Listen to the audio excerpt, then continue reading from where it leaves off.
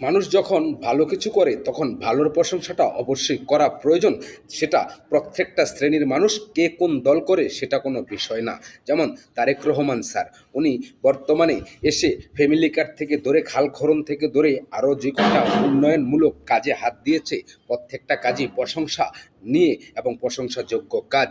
তবে হ্যাঁ, প্রশংসাযোগ্য কাজ আরও হতো যদি ওই ফ্যামিলি কার্ডটা সুস্থ মানুষকে না দিয়ে অসুস্থ, যেমন বাংলাদেশে বর্তমানে এখন অবধি 4.5 লক্ষ শুধু প্রতিবন্ধী রয়েছে। ওই প্রতিবন্ধীদের হাতে হাতে কার্ডটা পৌঁছিয়ে দিলে হয়তো আরও ভালো হতো। ওই প্রতিবন্ধীরা কেউ রাস্তায় থালা নিয়ে নামতো না ভিক্ষে করার জন্য। যদি মাস শেষে 2 থেকে 2.5 হাজার টাকা পেত, তো হয়তো এখানে তারেক রহমান একটু গুটির চাইলে ভুল করে ফেলেছে, যাই হোক এটাও সমাধান করে নেবেন।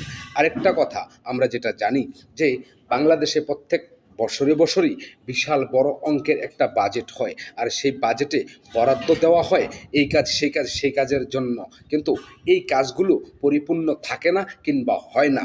এখানে দুর্নীতি করে অর্ধেক টাকায় মেরে খায়। আমি জনাব তারেক রহমানকে একটা কাজের জন্য কিংবা একটা রিকোয়েস্ট বলতে পারেন, আর সেটা হচ্ছে আমরা দেখেছি বিগত সময়গুলোতে কিংবা এখনও দেখছি যে কোনো একটা রুগীকে যদি সিরিয়াস রুগী হয় তাকে নিয়ে ঢাকা আসতে হয়, আর ঢাকা আসতে গেলে ওই গাড়ি ভাড়া বাবদই তার চলে যায় 10,000 টাকা।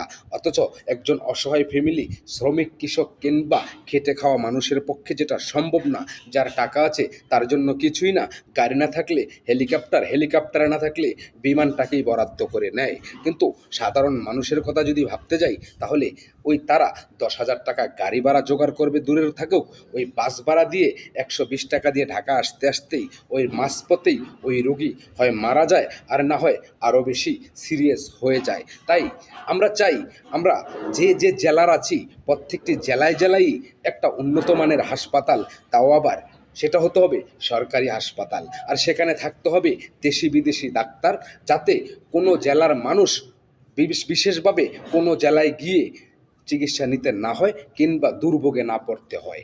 এই একটা কাজ যদি তারেক রহমান গোটা বাংলাদেশের 64টা জেলায় করে দেন তাহলে হয়তো মানুষ আপনাকে মাথায় তুলে রাখবে, এটাই বাস্তব।